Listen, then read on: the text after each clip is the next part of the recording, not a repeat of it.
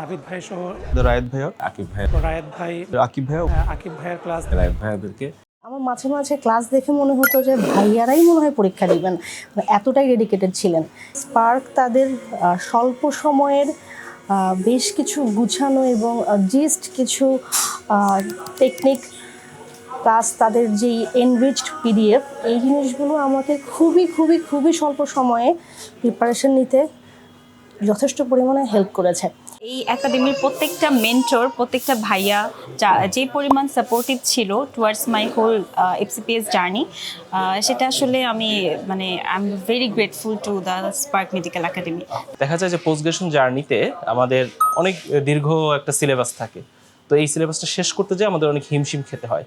সেখানে ভাইয়ারা বিষয়গুলো গুছিয়ে দিয়েছেন যে কোনটা পরীক্ষার জন্য বেশি গুরুত্বপূর্ণ, সেটা জানাটা আমাদের সবচেয়ে বেশি জরুরি। স্পেশালি আমি যদি কয়েকজন ভাইয়ার কথা বলতে চাই, সেটা হচ্ছে আমাদের রায়েত ভাইয়া, আমাদের আকিব ভাইয়া। ওনারা নিরবিচ্ছিন্নভাবে আমাদেরকে সাহায্য করেছেন। আর স্পার্ক সম্পর্কে বলতে গেলে আমার মনে হয় শুধু পড়াশোনা একমাত্র ব্যাপার না, যে আপনার ধরেন গত 3 মাস 4 মাস ধরে ভাইয়ারা যে নিরবিচ্ছিন্ন সাপোর্ট আমাদেরকে দিয়েছে, ওটা অনেক বেশি আমাদেরকে সাহায্য করেছে। অ্যাজ এ মেন্টর আমি যাদেরকে পেয়েছি, আপনাকে বা আকিব ভাই, রায়েত ভাইয়াদেরকে, মানে পার্সোনাল একটা রিলেশন ক্রিয়েট হয়ে গেছে আর কি। হ্যাঁ, আপনাদের গাইডলাইন বলেন বা যে পরিমাণ হেল্প দরকার আমার পার্সোনালি, হ্যাঁ, সবগুলাই আমি যে কোনো সময় যে কোনো প্রয়োজনে আপনাদেরকে আমি পেয়েছি আর কি।